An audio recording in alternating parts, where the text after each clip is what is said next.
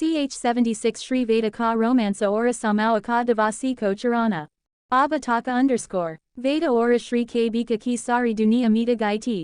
अब आगे SR mention Shri के कमरे में सुबह की धूप छान के पर्दों से वेद के चेहरे पर पड़ी, जिससे धीरे धीरे वेद की नींद खुलने लगी। उसकी नींद खुलते ही उसकी नज़र अपनी बाहों में सो रही अपनी छोटी सी और प्यारी सी वाइफ पर गई, जो किसी बच्चे की तरह उसे चिपक के सो रही थी। और वही श्री को अपनी बाहों में देखकर वेद के होठों पर एक प्यारी सी मुस्कान आ गई और उसको रात की सारी चीज़ धीरे धीरे याद आने लगी, जिसे याद आते ही वेद के होठों पर जो मुस्कान थी और गहरी हो गई। उसने आगे बढ़कर श्री के माथे को शिद्दत से चुन लिया। तभी श्री की भी नींद खुल गई और उसकी आंखें खुलती ही उसकी नज़र वेद की नज़रों से जा मिला और वही खुद को वेद को यूं देखा पाया तो उसको रात की सारी यादें आने लगी, जिससे वह शर्मा के खुद को ब्लैंकेट में अंदर छुपा लिया। वही उसकी इस हरकत से वेद को हंसी आ गई और वह ब्लैंकेट के अंदर जाते हुए श्री को अपनी बाहों में कसते हुए बोला, जान, इसमें शर्माने वाली बात क्या है? वैसे भी अब तुम शर्मा के क्या करोगी? मैं तो कल ही सब देख लिया, इसलिए तुम्हें खुद को छुपाने की भी ज़रूरत नहीं है। ये बोलते हुए उसके ऊपर आ गया और उसके फेस को खुद के फेस से रब करते हुए से मदहोशी भरी आवाज में बोला, जान, कल तो जो हमारे बीच हुआ उसे वक्त मैं नशे में था, मुझे वह पल फिर से जीना है। आई वॉन्ट यू जान। उसकी बात सुनकर श्री हैरानी से उसको देखने लगी। वह कुछ बोल पाती कि उससे पहले ही वेद उसकी होठों को अपने होठों के बीच कैद कर चुका था और उसको इंटेक्स और फैशन के साथ किस करने लगा। वही किस करने से श्री तो हैरान हो गई थी, फिर भी अपने होश में आते हुए वह भी उसे किस में खो गई और वेद का साथ देने लगी। और फिर वही रात का सिलसिला शुरू हो गया और उसे कमरे में श्री के सिसकियां और उन दोनों की सांसों की आवाज़ सुनाई देने लगी।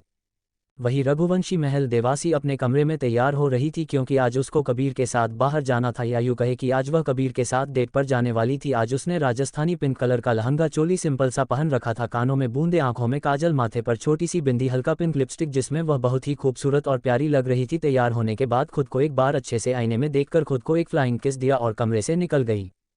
Jabavaha nisaita Yuzuko ace Tayara dekakara samao Yuzuko karhate.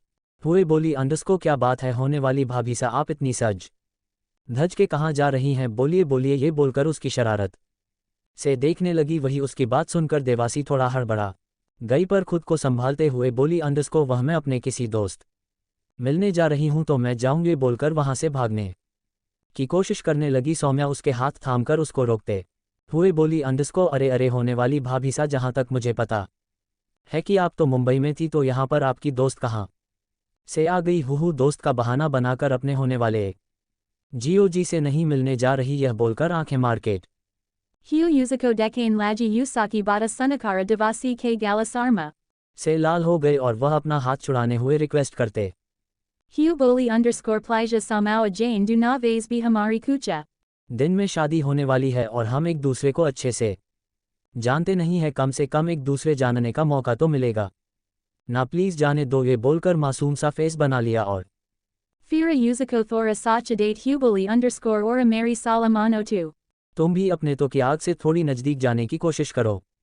ये बोलकर उसकी एक आंखें मार दी। वहीं उनकी सुन के सौम्या हड़बड़ा आ गई और हाथ छोड़ते हुए बोली, मुझे किसी को जानने की ज़रूरत नहीं है, जो जानेंगे हम शादी के बाद जानेंगे, बोलकर वहाँ से जल्दी से भाग गई। उसको ऐसे भागते देखा देवासी हंसने लगी और हंसते हुए महल के बाहर आ गई, जहाँ पर कबीर गाड़ी से टेक लगा के उसका इंतजार कर रहा था। उसके आते ही उसकी नज़र देवासी पर ही ठहर से गई और उसकी धड़कने जोर जोर से धड़कने लगी, पर खुद को संभाल के उसने पैसेंजर सीट का गेट खोल दिया। वही उसको ऐसे करते देखा देवासी के होठों पर प्यारी सी मुस्कान आ गई और वह चुपचाप पैसेंजर सीट पर जाकर बैठ गई।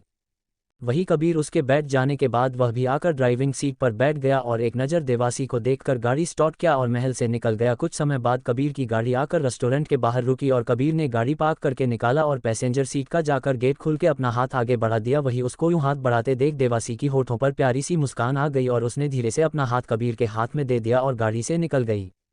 कबीर देवासी को लेकर रेस्टोरेंट के अंदर बढ़ गया और अपनी बुक किए हुए प्राइवेट रूम में आ गया, जहां पर काफ़ी प्यारा डेकोरेट किया गया था, जिसे देखकर देवासी काफ़ी खुश हुई, क्योंकि उसने सोचा नहीं था कि कबीर उसके लिए ये सब करेगा। उसको तो अब भी यह सपना ही लग रहा था। देवासी को लेकर कबीर अंदर आया और खाने की टेबल के पास आकर उसने चेयर खींच के देवासी को बैठने का इशारा किया, जिसे समझ के देवासी भी मुस्कुराते हुए बैठ गई और कभी भी जाकर अपनी चेयर पर बैठ गया। कुछ देर में वहाँ पर वेटर जाकर उनका ऑर्डर लेकर चले गए।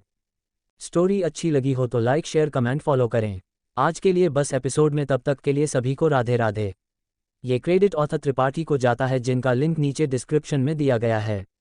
हर Har Mahadev. Folded hands, folded hands.